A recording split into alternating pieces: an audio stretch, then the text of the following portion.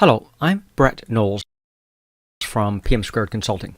This video is a walkthrough of the seminar I presented to this year's CPA conference titled Making Strategy Everyone's Everyday Job. The issue here is how do we take those big corporate strategic goals, clarify them, and cascade them down to the point where the operating units of your business, whether that's teams or individuals, know exactly what to do and can work consistent with strategy moment to moment. The problem that we see in most organizations is it looks more like this, where we're not sure which direction we're supposed to go when we're meandering around trying to do the best job we can within what we think are the constraints and desires of the organization.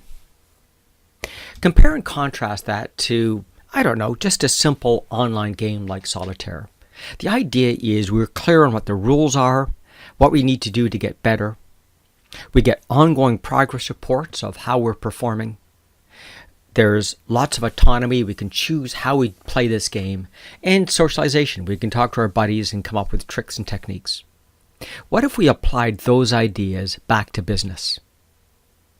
We call those game mechanics or intrinsic rewards. And this is what the story is about.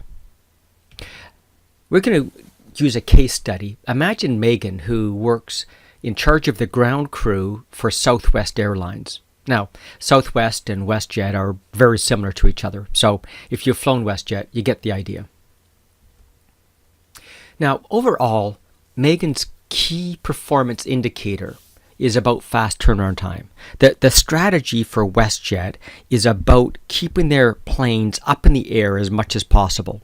When it's sitting on the ground, it's not earning any money. So the faster they can flip it and get it back in the air, the better asset utilization they get and therefore better revenue. And that would be the same with you if you're running a printing press or a manufacturing plant or a taxi cab service. It's all about asset utilization. Now, in Megan's case, let's say if he achieves world-class 60-minute flip time for the airplane, he's going to earn 1,000 strategy points. And if we take a look at his performance, perhaps he and the team are working at about 937 so far this year. So we could give him a little dashboard. We could allow him to see that so far he's achieved 937 points. Now, that's interesting. We know that world-class target is 1,000 at 60 minutes. But he could now begin to compare himself against other comparatives. So, for example, maybe his team's best ever is 921. Well, they're going to feel awesome because they're way above what they've ever done before. Maybe Southwest's best, though, is 950. Close. Maybe the team can make it. But it's a different comparative that allows him to target their performance. Maybe world-class, someone like Ryanair can do it in 985. So he's got several, we call them navigational things. Think of stars when you navigate a ship. Navigational comparatives to sort out how he wants his team to move forward. Now that's pretty insightful to him. Now if we begin building his team scorecard, he's got some objectives which are super critical. If he achieves them, he can earn up to 1,000 points. And he probably also has some objectives which are of medium priority. For the sake of argument, we'll say if he achieves them, they earn 100 points. And then he's got some which are of low priority. If he achieves them, he gets, say, 10 points. The medium points might be things like getting the galley serviced, getting the plane refueled, getting the passengers on. And then the low ones might be things like living our values, a sustainability index, and something about, lost or damaged luggage. So this becomes his team's scorecard. From this, on a daily, weekly basis, they can see how they're performing. And the points are allocated, of course, based on strategic priority. So if at some later point in time they shifted the priority and said lost and damaged luggage was the one that was super critical, they could move that to the top and move fast turnaround time somewhere else. As it is, if this were their scorecard, I'd ask you what it is his team should focus on to maximize their points for this period. Now, obviously, if they solve the lost and damaged luggage problem, this could turn from red to yellow to green. But even if they achieved the best performance ever, they could only earn 3 more points. In this case, if they solve the passenger issue, they could earn 100 minus 61, or 39 points. If they solve this problem and get up to world class on turnaround time, they could actually earn 63 points. The difference between 937 and 1,000. So now, just like playing an online game, they can choose which goal they're going to chase after or how much effort they put into multiple goals. And this way, their efforts become aligned with the overall strategic objectives of the organization. So that's what a personal scorecard looks like and how it enables the employee to make a decision. Let's talk about how that's built. The idea is step 1 is to work with the leadership team to develop a strategy map. This is Southwest strategy map, which we helped them begin crafting in the late 80s, and they've been using ever since. Now, these are the objectives that they came up with. So overall, their hypothesis about success is to increase profitability. They'd like to either have more passengers or fewer planes, or ideally both of those things. How do they get there? Well, market research says if their flights are on time and they have low ticket price, they can attract more passengers. The problem is these 3 objectives are somewhat conflicting. An example, United, in their effort to compete with Southwest to have more on-time flights, they buy more planes, which drives up their cost. So the solution for Southwest is all about fast turnaround time. If they can reduce the amount of time the plane is idle on the ground, they can operate with fewer planes, either increase profit margin or reduce ticket price, and have more on-time flights, because even if the plane lands late, they can flip it and get it back in the air on time.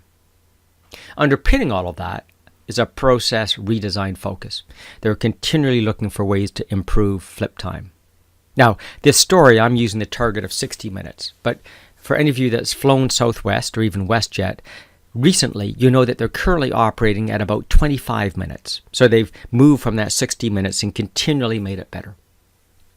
The weighting, the column on the right, represents this quarter or this year's focus.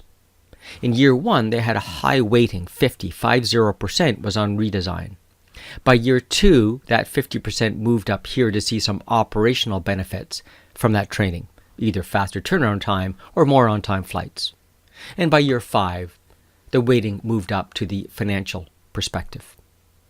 So this is a pretty easy conversation. It takes a leadership team about 3 hours to harvest their existing strategy, because you have it already, and agree on the weighting. Strategy map. Now we could list those strategic objectives down the left side of a spreadsheet. And across the top, the key activities that you do. The story is this: we do these activities in order to achieve these objectives. So the higher impact each process has on these objectives, the more important that process is. Let's take a look at that.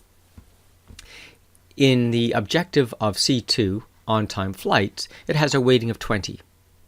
And in the Southwest case, air operations are the people that schedule which plane goes where. So if we were to score air operations impact on on-time flights from blank to 5 being super critical, this is obviously 5. If air operations gets the wrong plane in the wrong city, it's not going to be on time. And so we're going to color that black. Now if we go back to the total spreadsheet, it looks a bit like this. What we can now see is the black squares represents where the supercritical performance nodes are. I'll show you how we came up with that number. If we take a look at maintenance, the strategy points which are available are the weighting, in this case 5, times the impact 3. So that's 15 points. There's no points available to us here. At the next one down, fewer planes, it has a weighting of 5, an impact of 5, and so 5 times 5 says 25. There's 25 strategy points at play there. For C1, 15 times 5, 75. So there's 75 strategy points.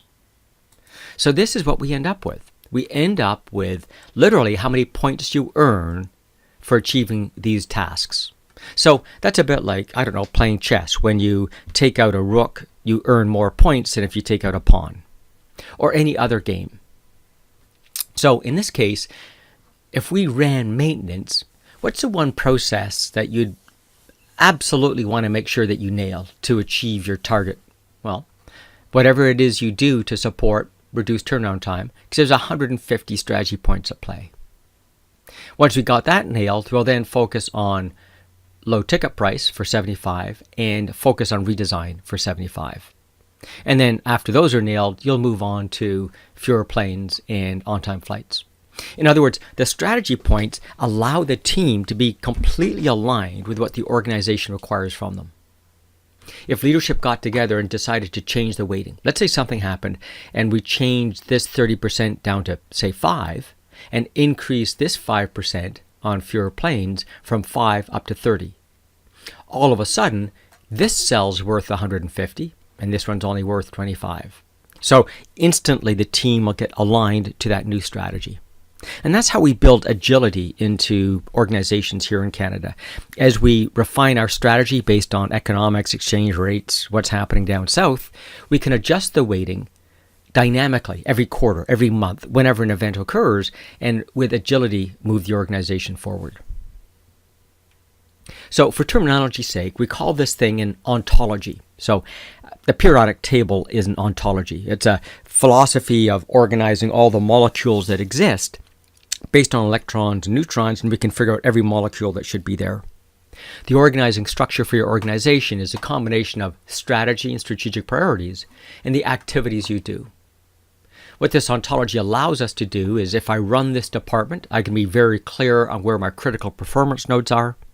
I can make sure that I put my best people there. I can focus those processes to make sure that they're as good as possible. I can also look horizontally. Let's say I'm worried about getting more passengers. I can figure out what the natural work team is. I better have someone from customer service on that team, someone from ground operations, maybe someone from logistics. I don't need anyone from maintenance. I do need representation from ticket sales. So the idea is this allows organizations to self-organize and make sure we have the right team working together. Or even if you don't go that route, let's say I'm running ticket sales and I realize that although I'm doing good, we're not going to achieve the objective because these other departments are not achieving their goals. I might go to them and go, what can I do to help you guys achieve your goals so that together we can be successful in this objective? And we see that happening all the time in organizations. Now that they understand the linkage, they're much more eager to play as a team.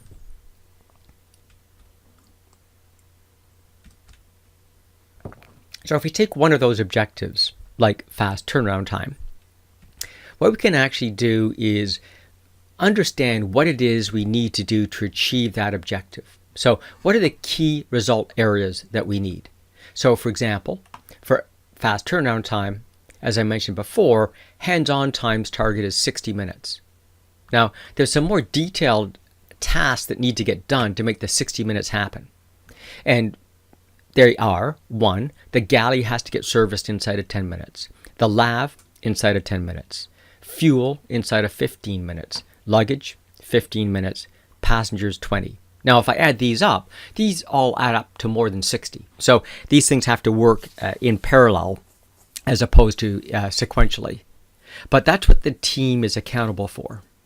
Now, these things down the bottom are the strategy translated down to literally the minute-by-minute level. The term for this now has become objectives and key results, or OKRs. But they're just the logical extension of strategy down to the team and individual level. Way back when, Peter Drucker came up with a concept called Management by Objectives, MBOs, 1957. From there, we took that body of knowledge and expanded it into what we call the balanced scorecard in the late 80s and early 90s. We've now taken that as data becomes more abundant and timely and gone down to the detailed individual level. So we went from corporate annually to departments quarterly and monthly, now down to teams and individuals, literally at whatever drumbeat your business works at. OKRs. So that personal scorecard merely takes those OKRs and puts them into context for Megan and their team. The scorecard brings several great things to teams and individuals in the organization. First, it helps your employees focus on where they have the most impact. They can decide for themselves where they should be spending their time based on how things are performing. Secondly, it allows them to master the best skills possible for them to improve their performance. It allows them to get that ongoing feedback. If you think about it, this scorecard effectively eliminates the need for an annual performance review. Why? Because you're seeing how you're performing on a daily, weekly, monthly basis. In fact, we see many employees begin to manage up the organization. They ask for things from their boss in order for them to achieve their jobs better. There's no surprises at year end. It allows them to act with autonomy. They can choose where they're spending their time, what they should learn, and so forth. And it allows them to talk to their teammates about how to better improve their performance. Just like you do if you're working in a hockey team or working in an orchestra or any other team activity. It gives you that team visibility. So the building process is straightforward. You take that corporate strategy and cascade it down to the department. You take the department and cascade it down to the team, and from the team it goes down to the individual level. At the corporate level, as we talked about, we do the ontology. We take the top level core processes, and that often looks like your departments, and score their impact. Then we're going to take each of those core processes, what typically looks like a department, and look at the next level of detail down and understand how they're performing. And then we'll take whatever of those processes the team owns and do the same thing. So what we're doing is we're taking a big picture down to the detail. And all we need to do is add in some sort of role clarity. In this example, RACI, right? Responsible, accountable, consulted, informed. And based on your role, I can sort out how many points are available if you achieve target. So that's all there is to it. And what's interesting is most organizations have all of these elements already. A way to look at it is this top level is kind of that annual plan you have. This is kind of the quarterly information that you look at. This moves into monthly and this down to weekly, daily, hourly, whatever your drumbeat of the business is. And as you cascade the strategy down, we get more specific and tighter time zones. We feel it's important to note that this cascade down to the team and individual level is a result of a wider management system. And it looks a bit like this, that in order to come up with our objectives and key results, we ultimately need to start off with our strategy. In fact, between your strategy and your values, we develop that strategy map that allows us to do the process ontology, figure out the drill down metrics, and from there end up with the personal or team scorecard that we described. Now, what we're looking at here is what we call the executive suite. This is the total suite of things that the executive office is responsible for. So not only do you have to do personal scorecards, but you have to take the scorecard to build ongoing balanced scorecards for measuring performance. We need to develop financial plans, manage risk, manage employees, and so forth. So this is just one stream. In fact, to correctly come up with objectives and key results, we need that strategy map. We need to do that process analysis, that black and white ontology. We need to do the cascade that we just described. We also have to do the project assessment that we showed earlier on, along with those KPIs. So this is part of the overall system, and what we've built here is plug and play to the other aspects. But for now, we're just focused in on these team and individual scorecards. So the summary. You start off with a corporate strategy, and we all know now the best practice for doing that is a strategy map with its weightings. So we surveyed the participants, and we asked them, does your organization have a strategy? And we gave 3 choices. Yep. And we all understand it. Yes, leadership understands it, but we don't completely understand it. Or no, our organization has no strategy. And the survey responses were this. So what that means if we look at this is there are 2 core lessons. One is if we add up the 62 and 23, 85% of you know there's a strategy. You don't necessarily know what it is, but you have one. The disappointing part is that the vast majority of you don't know what that strategy is. And we know that if you don't know what the strategy is, you can't be successful at it. People cannot be aligned in working in that same direction day in, day out. So clearly step one for the participants in this seminar is let's sit down with the leadership team and document what your strategy is and what it looks like. For this 15%, I suspect, in fact, there is a strategy out there, but it may be a bigger journey to capture it and make it available to everyone. Step two, the ontology. We need to take those activities and understand what their impact is against the objectives. So we ask the question, could your organization put together a cross-functional team that could score the impact? Choices were, yes, we could, and no. 70% say you could, which is encouraging. But overall, it's really surprising to see that 30% of the participants did not have confidence that their co-workers truly understood their own processes. Again, I suspect that might be overstated. And I'm certain, because we've done this so many times, if you put the right team in the room, they'll be able to educate everyone else on what their processes are. So it's probably more perception than reality, but clearly a better process focus would be advantageous to many organizations. The next step is cascading it down to departments, teams, and eventually the individual. So the question there is, could you actually do that cascade? Could we take the corporate strategy and figure out what each department needs to do? And the choices were yes, we could figure out what each area needs to do to contribute to success, and no, we could not. Survey said, yay, 98% were clear that yes, we understand. And this is interesting because if only 2 of you don't understand, that reflects on the previous survey where we had 30%. I think the 2% might be more accurate. And it means that almost everyone feels that their team could cascade the strategy down. And this is super critical because so many organizations get lost because as the strategy gets drilled down, it gets more and more confusing about who's supposed to be doing what. And often you end up stepping on other people's toes. You do things which are owned by other departments. Finally, we get down to the individual level. And the skill testing question there was, do you have enough data? And I reminded the audience that for most organizations, the leadership team sees only about 7% of the data that's collected. And in our experience, literally every single of the 30,000 scorecards we've built, the data is there. We just have to find it. And so the question was, do you not have the data? Do you need to go find more data? Or is the data there? You just have to find it. And the vast majority said the data is there. So what does that mean? It means that our experience is consistent. You just need to find it. And this is really important because it means this is not an additional cost burden to the organization. You're already paying for that data to be collected.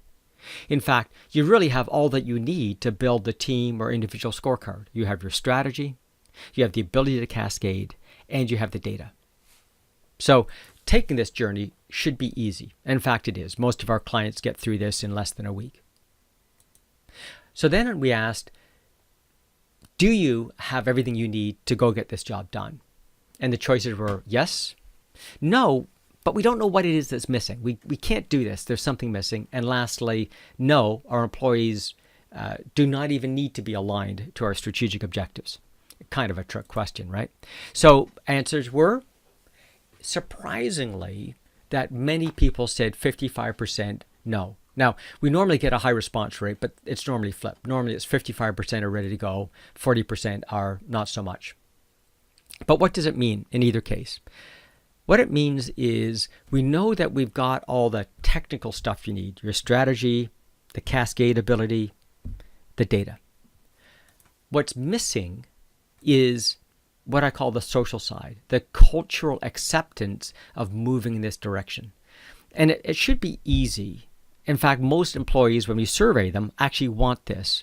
But because they haven't seen it, and they're concerned how it might be used to reprimand or control them, there's some skepticism or anxiety. What we've discovered is the best way to implement this kind of thing is using two tricks. One, build it in a workshop environment. So it's not delivered to your team. They actually build this themselves, no different than the journey we just took you through. And secondly, go slow.